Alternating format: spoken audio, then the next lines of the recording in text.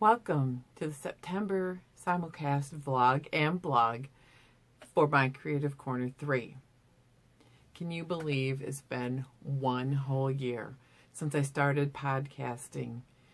It was an idea of taking my quilting adventure from just a blog that started 8 years ago, and it grew to more on Instagram, and I've tried Facebook, different things off and on, and it just exploded over this last year when I started this podcast to do a Facebook group called My Creative Corner 3, and we do daily prompt challenges, and we continue to do that, and it seems to be a really fun thing for the people who are participating, and I'm hoping more people join too. But, you know, looking at how this all started was really quite amazing. I just got an impulsive idea a year ago after listening to other podcasters, and I didn't realize what podcasting was. I thought it was only large corporations sponsoring the podcast, and they were very complicated to do, and it was an adventure in figuring out how to do it and then how to do some editing, which I'm still learning. And now I'm doing both YouTube and a audio version of the podcast.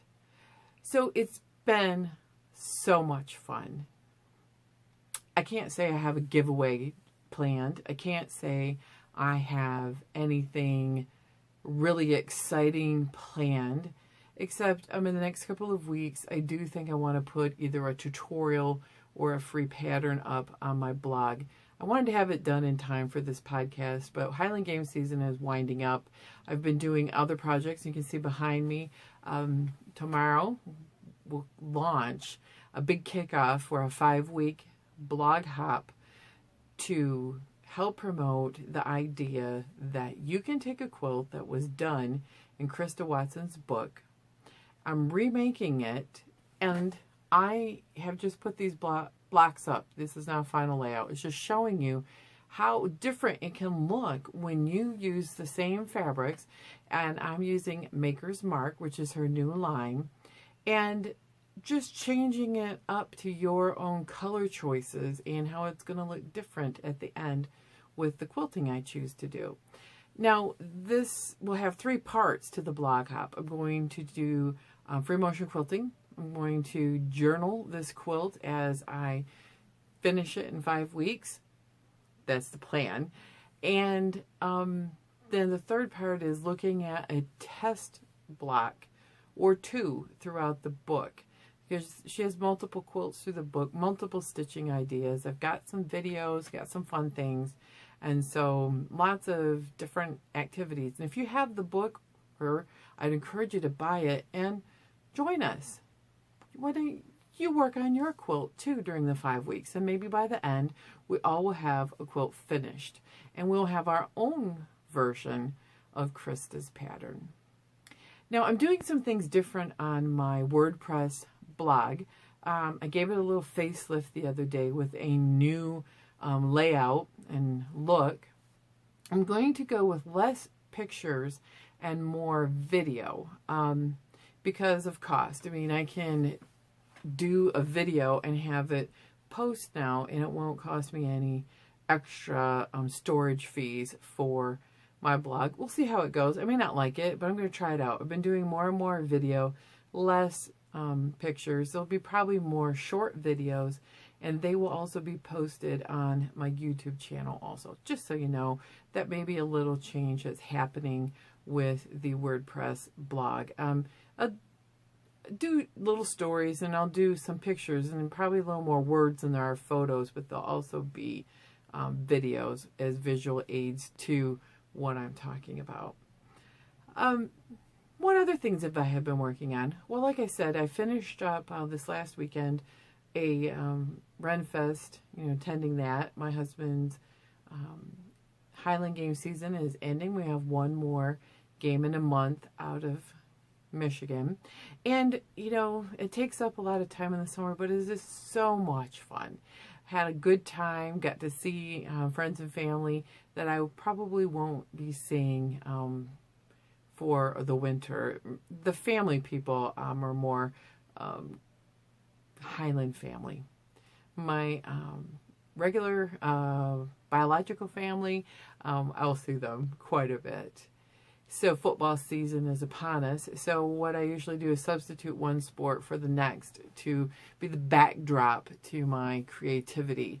So I have a fantasy football team, and my quarterback is Tom Brady, and this week so far it's doing well. Last week it didn't do so well.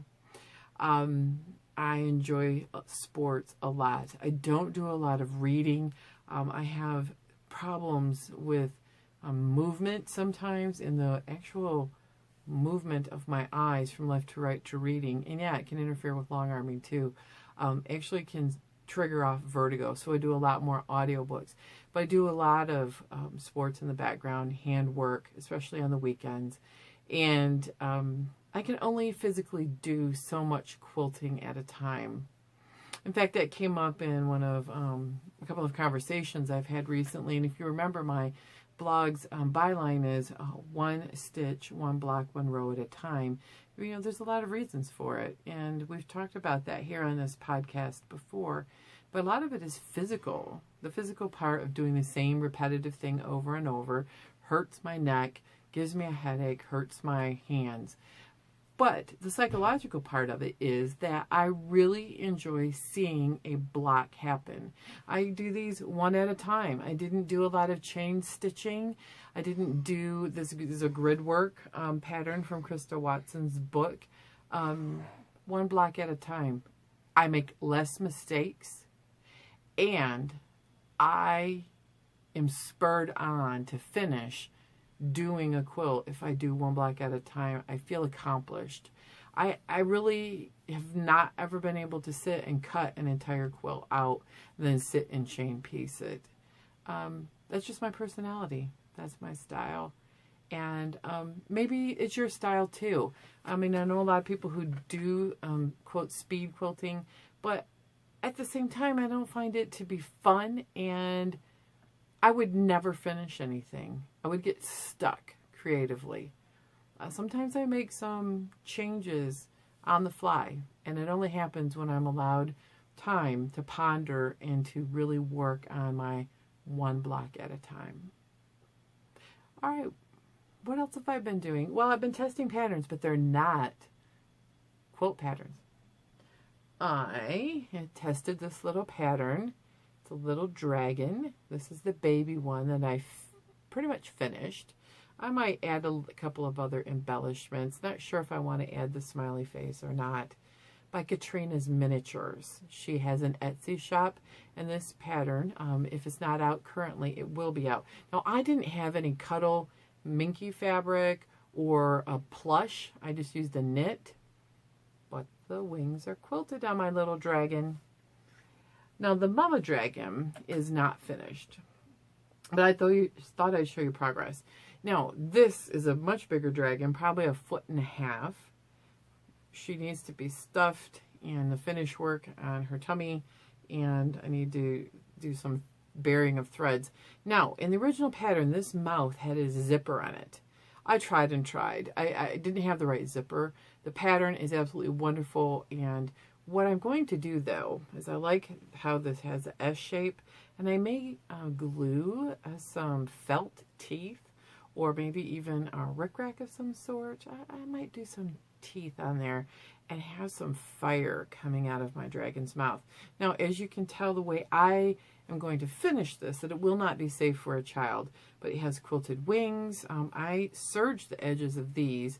I don't like the serging of the edge as much as I like on the little dragon how these edges are turned proper. So this dragon will be finished. It works best in knit. Same gal or young lady, Katrina's Miniatures on Etsy.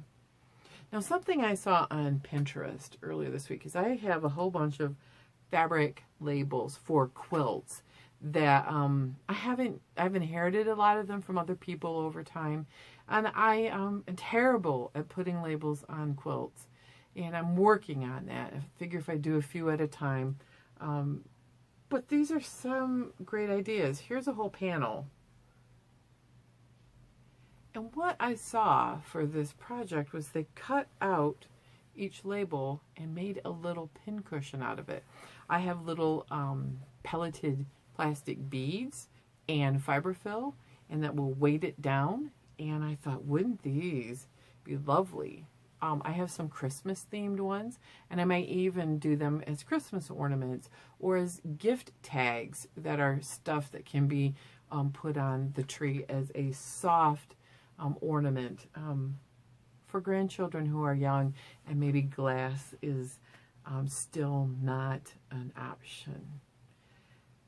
I continue to work on a few of my long-term projects of yarny things. I am working on my Prisoner of Azkaban scarf that is over halfway done. I figured it's not really worth showing it in a video because I just haven't quite gotten to the point of showing lots of progress. I just do a few rows at a time.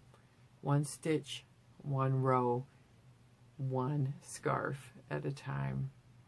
Because that's the way I'm wired.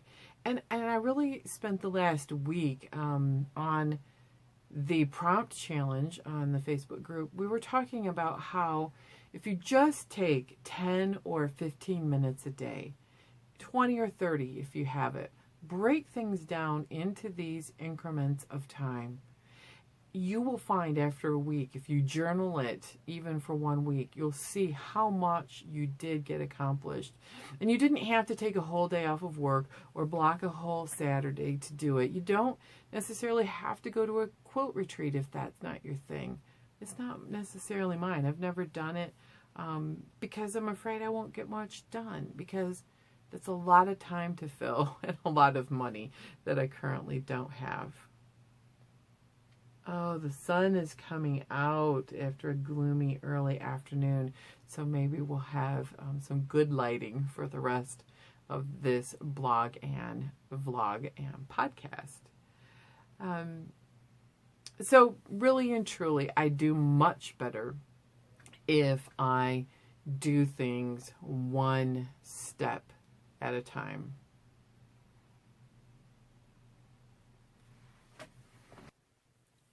So, I wanted to talk about a find that I just had at the grocery store. I found a little selfie stick for $5. And this is making a huge difference for me in recording and videoing. And maybe it has a bracket on it, so maybe my tripod will work. Yeah, so I've got a lot of good things that I think is going to come of this. So bear with me as I get used to a little bit new camera rig. Okay, overall, I wanted to talk about when I started quilting on my own, when I was in my early 20s. I really wanted to do all kinds of things, and I was really excited, as all new quilters are. So my mom joined a local quilt group and got me this book. And it is called,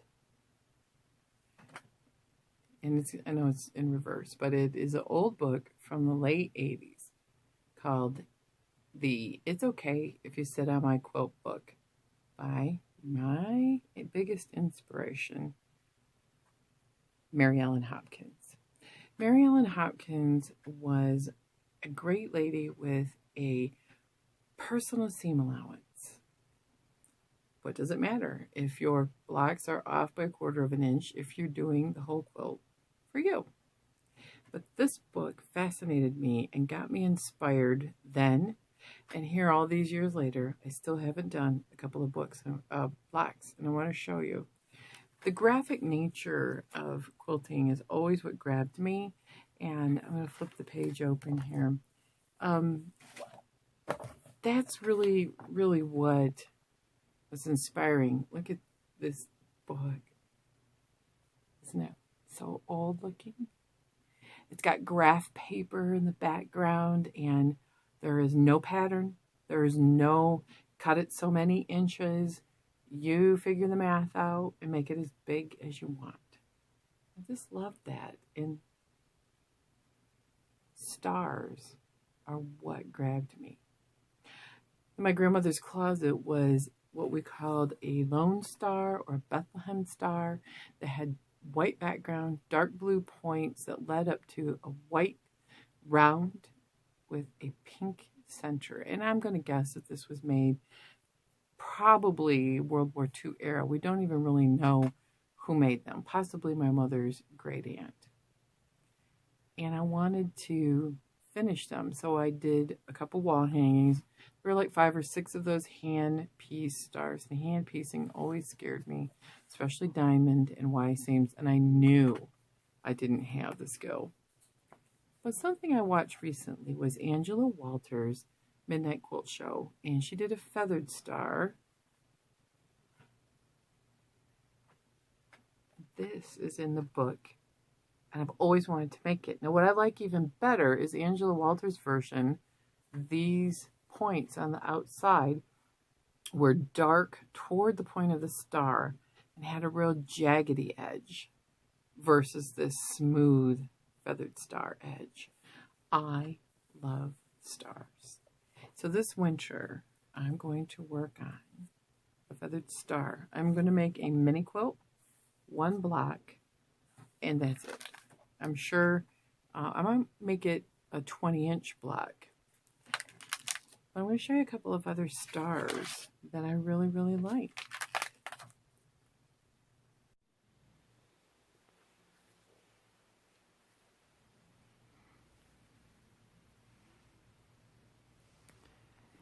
So I became fascinated with stars when I first started quilting, and I don't know what it is about stars that just draws me in, but one of my very good friends who also quilts says stars are really some of her favorites too. And we even asked each other, what was it about the star that drew us in so much into wanting to make them? I think they look very complicated, and some of them are complicated, and they just have that big punch, and you can mix up lots of colors in certain patterns.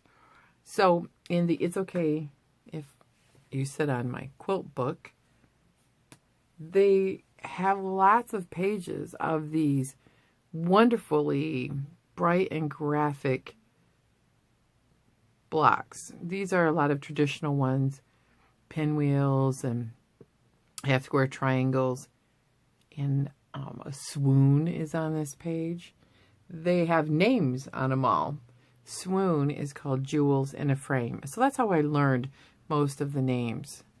But it was this page of the book that grabbed my attention. There's this star here that's called Square Star, and 8 Hands Around, and Martha Washington Star. I was just fascinated with them. And I've made most of them over the years. But the feathered star is still on my list. And I'm going to make several mini quilts and tests. And that is really my goal. Now, one thing about this book, I didn't appreciate what fabulous things are in it, because it didn't tell you how to cut them out.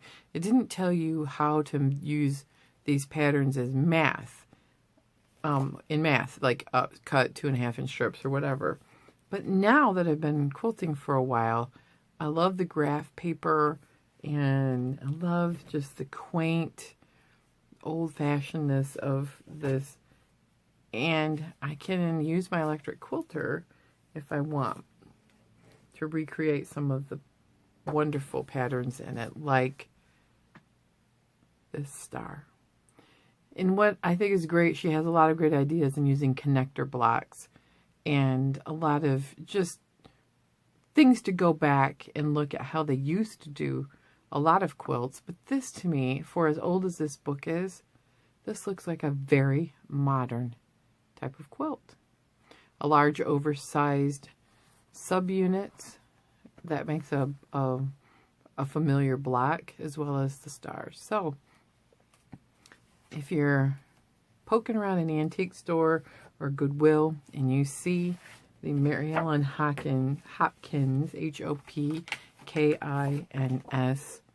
This is well worth it. And look, it's flat bound, so you can open it up all the way.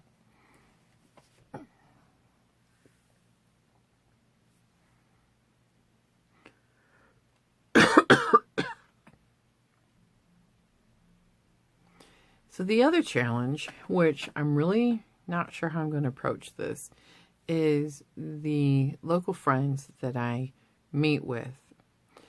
They have decided to, as a group, we're all going to submit a mini quilt for the Arts Council Fiber Art exhibition next spring, probably in May. And this may tie into the 100-day project. It may not. I'm not real sure yet. But they decided that the theme for all of us in the group, and I didn't vote yes on this because I don't know how I can do it. And I'm not... Anyway, the thing is, they want to do self-portraits. I'm looking at my face and I'm like, self-portrait? What? Gray hair, big green glasses? No, I'm not going to do a self-portrait. But what I might do is something about self-reflection. Like, that's the whole thing, a self-portrait, right? You're looking in a mirror, or like looking in a camera on a selfie stick. Maybe, in fact, I will do something more of like a thought bubble, or my brain on fabric, or I don't know. It's in the beginning stages of making something with a lot of solid reading fabric in a very, very modern and improvisationally pieced. I was pretty inspired by Sheila Frampton Cooper's work at the AQS display, and so maybe it'll be something along that line, only be more about my self-reflection or my thoughts, or a certain mood that I might have, and I'll use the mood in different shades of color. I don't know. It's at a beginning thought. So anyway, that is going to be my big winter challenge, probably my 100-day project. In our Arts Council 100-day project starts in January, which is earlier than most, but we are in the middle of winter, and January to the 100 days beyond that work really well for me, because then the spring comes and we're on a big roll to pick up all of the things that we need to do because of winter holding us back. So anyway, that's going to be this next winter, because, you know, September really is my New Year's to me, and we talked about that in the last episode. But I think, you know, the facelift on the blog made it feel also like a big launching of season 2 for the podcast, and be watching as I learn how to edit, and I learn how to do upgrades on doing the video editing too. I'd like to be able to like do pop-ups like in these spaces, do more on the details of the descriptions on YouTube. So I'm learning. So, you know, I just want to encourage everybody that you can do whatever it is you want to do. I don't have a lot of experience with technology, and I'm just a middle-aged person who just reads a lot on Google of how to do it. And I'll be honest, that's how I learned to quilt. With this being my first book, it didn't tell me how to do it. It told me how to expand on ideas. And I didn't come to appreciate that till much, much later. So everyone, you have a great launch to your middle of September week as we approach the first day of autumn. And I want to encourage you to keep checking back, because by the end of the month, in celebration of this podcast anniversary, I'm going to put something up as a tutorial or a free pattern. But as most things, life got in my way, and I enjoyed every moment of it. Quilt on, everybody.